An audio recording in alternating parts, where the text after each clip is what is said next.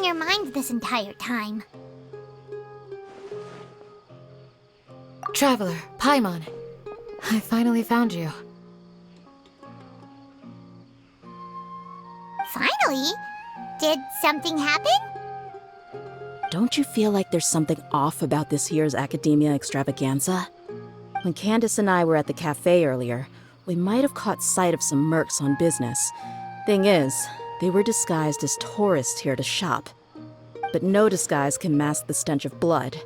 Just from their suspicious looks, I bet they do dirty work like kidnapping or assassinations. We eavesdropped on them for a while. Their target seems to be someone called Sachin. Sachin? Isn't that the person who Karina mentioned during the opening ceremony? He's apparently the sponsor behind the competition prizes and the Diadem of Knowledge, but he hasn't shown himself at all. Sounds like a rich person, all right. It makes sense now. The Eremites have been struggling to make ends meet recently, so a lot of groups have been doing private work that involves the rich. In their words, one gig sets you up for half a year.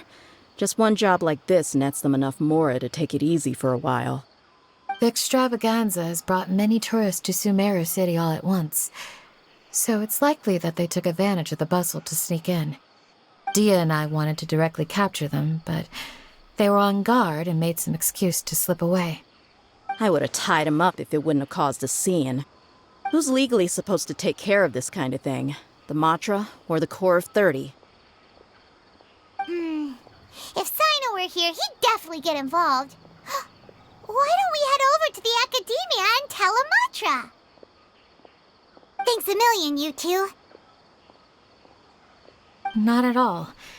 It was coincidence on our part as well. Yeah, don't sweat it. The Eremites' reputation is gonna get even worse if these scumbags succeed. But this is Sumeru City. Candace and I don't have as much freedom to act here, so we're leaving this in your hands. Should you require our aid, come find us at the cafe.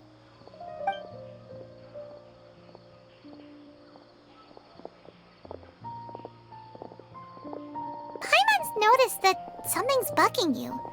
Is it the extravaganza? 'Cause Paimon's starting to think that there's more than meets the eye here, too. But thinking like this isn't doing anything. Let's just go find Amatra. Hello, both. It's been a while. Do you have any issues to report? Someone's planning to kidnap Sachin. Goodness. Though I suppose it's not all that surprising. The growing popularity of the extravaganza has given him quite the reputation boost as its sponsor. He's seen as one of these super rich types. Well, since he's got a target on his back now, shouldn't you send some people to protect him? To tell you the truth, we've thought about doing just that. However, Sachin apparently prefers to spend most of his time out doing field work, and hardly ever comes back to Sumeru City. No one has been able to contact him. Our only lead is something he once said.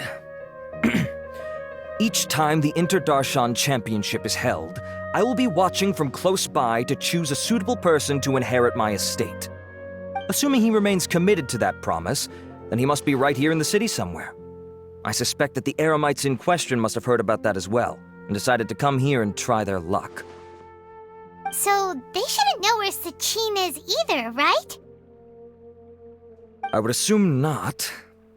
Anyway, Mahamatra Saino is still on vacation, so I'll handle this. Don't you worry.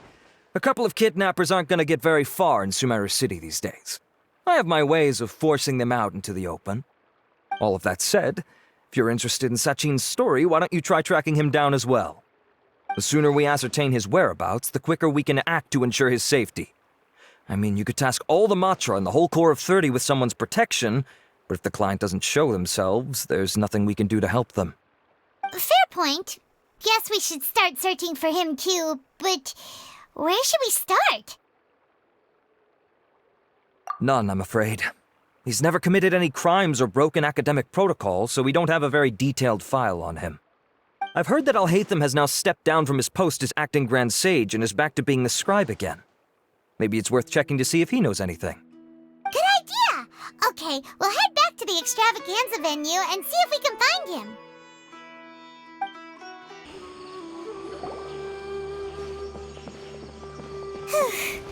Hey, Nilu, have you seen Alhaitham anywhere? Alhaitham? Why, what is it? We're trying to track down someone and we need him to pull up some records for us. Oh, I see. Sorry, I don't know where he went. He's always the first to leave after the competition ends, and he never tells anyone where he'll be going. Huh. Yeah, actually, that sounds about right for him. Let me think. To be honest, he doesn't seem very interested in the extravaganza, so he probably doesn't stick around longer than he has to. To him, being a commentator is just extra work he was roped into. Do you guys know of any places he'd go after work? There's still one more round to go. Would he really go to a tavern in the middle of the competition? Oh, here's a thought. Maybe he just went straight home. Paimon remembers that his house isn't that far from here, so we might as well check it out.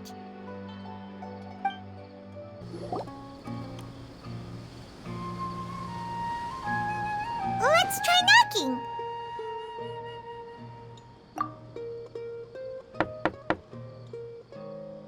No answer? Maybe no one's home. Hello? Alhaitham? Are you in? We need your help with something. Oh, it's you two? Oh, Kaveh, you're home! Come on in, I'll get the door for you.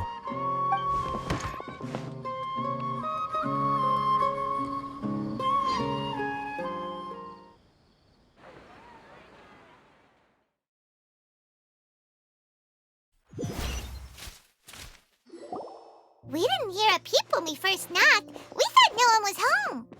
Well, I can't be too careful. If someone from the academia came here looking for Alhaitham, and I opened the door for them without thinking, before long the whole city would know that I'm living here. You're pretty conscientious about this, huh? So, what happens if someone comes inside looking for him while you're at home? It's fine, as long as I stay in my own room. Anyway, why would someone just barge in here looking for him? Most people have better things to do. Fair enough. So do you know where he is at the moment? What do you think? Who knows what he does in his free time? All that matters to me is that he's out of the house. I wouldn't call it that. He's just incapable of saying anything pleasant at all. I told him how the second round went. I won the lot draw, remember? Because of good karma, of course. My luck's on the rise. But him, being him... You wouldn't believe what he said after I was done talking! You're always quick to remind me that you're my upperclassman, and yet you do not problem solve in the manner becoming of an upperclassman. This begs the question of why we attach prestige to seniority at all. What does he mean, manner becoming of an upperclassman? What, am I supposed to earn the title of upperclassman now? And he didn't stop there. He said, I'd encourage you to reflect on why you've ended up having to rely on luck every round. Frankly, it's incomprehensible to me how you've managed to make it to this age without acknowledging the proverbial elephant in the room of your life. Yeah, that does sound like something Alhaitham would say. I've had it with him. Every time I talk to him, it's the same way. He finds a way to infuriate me every single time. Anyway, the disdain is very much mutual between us, so I'll be moving out as soon as possible. I'm actually packing my things right now. He'll have to get used to doing his own cleaning and tidying from now on. See those perfectly hung paintings on the walls? They're coming with me too. If his life wasn't utterly devoid of artistic sensibility already, it certainly will be after today. Wait, you're moving out already? But the competition isn't even over yet. How can you afford it?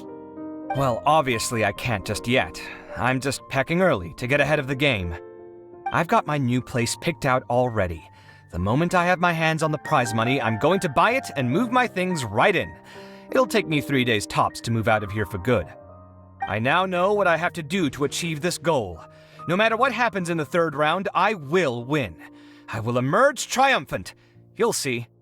Well, we'll be rooting for you. But are you sure you'll be all right? In what way? Like, said that she thinks you'll get caught up in internal conflict. Meaning what exactly? Oh, don't tell me you think I have serious personality flaws too. Oh, we didn't say that. But think about it. You say you want to win, but you also turned Faruzan down when she offered to give you her points. Plus, you took it upon yourself to help those desert foxes. Wait, what's so unusual about all that? I gave you my reasons. I would have felt guilty otherwise. Where's the conflict in that?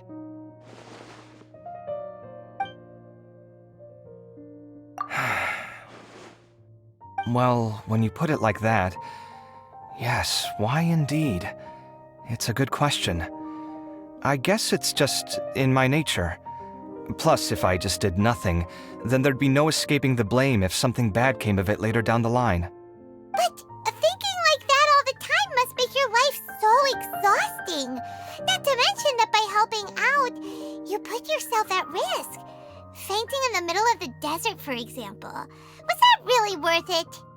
It's complicated. Look, let's maybe leave this conversation for another time. What was it you needed Alhatham's help with, anyway? Sachin? Huh. He did actually mention a Sachin recently. I remember he brought a few documents home that day. He was thinking out loud as he looked through them, making some notes and doodling as he went. He even suggested that I should take a look, but I didn't. Give me a moment. Let me go find them.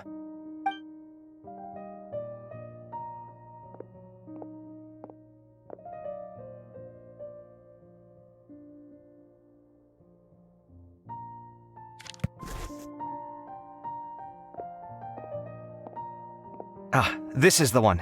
Here, take it. You sure he'd be okay with this? With taking liberties? He's certainly okay with helping himself to my beer whenever he pleases. And anyway, he did ask me if I wanted to read his notes. I didn't see the point at the time, so he just left them on the side. He doesn't leave documents lying around unless he's okay with other people reading them. It's fine, I promise. Cool, if you say so. Okay, let's see what he's got on Sachin.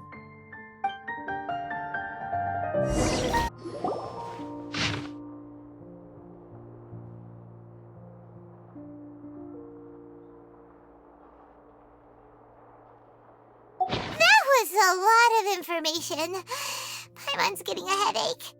So, to sum up, Sachin put the academia in charge of managing his estate and went off to do research, right? He even said that if he really liked one of the contestants, he wouldn't just give them a reward, but his entire estate as well. Oh, that must be worth heaps and heaps of Mora. What? Are you serious? All of Sachin's wealth, that's more than I could spend in a lifetime, surely. Heck, if I got chosen, I'd be able to pay off all my debts, then buy a new place, and still have cash to burn. I could build another Palace of Alcazar's array, except this time, I'd make it 10 times bigger. Oh, then there's that new project in Port Ormos, of course. The bridge renovation. To do it properly would take upwards of... Hey, snap out of it! You're getting way ahead of yourself there, mister. You're right. First, I need to focus on winning and moving out of this place. Huh? Wait a moment. There's a loose slip of paper tucked in between these pages. Did Alhaitham write this? It looks like he was jotting ideas down as he was thinking things over. Let's see. 2 phrases have been circled. Sachin, dead or alive, unknown. And diadem of knowledge. Some of this stuff is just plain incomprehensible. Is this written in some other language? Let me see. Huh. I recognize this script. Give me a second. Lofty ideals may provide no defense at all against nihilism, but perhaps little decisions can.